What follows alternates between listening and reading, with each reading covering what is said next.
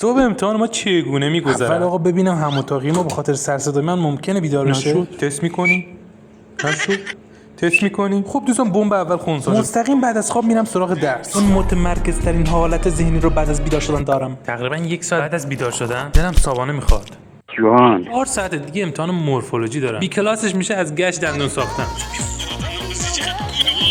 دندان سانترال و مولر ماگزیلا سر جلسه امتحان باید بترش.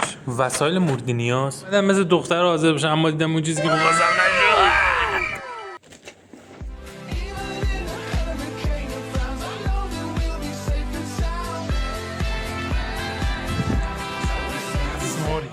برادر نیم ساعت قبل امتحان شروع کرد. دندونه که تراشیده بودم به استاد نشوندم، میرادش رو گفت و اینجا رو ببینید. آرزوی هر کنکوری آماده میشیم برای نبرد. عکسی از سر جلسه امتحان و اینم پایان این درس.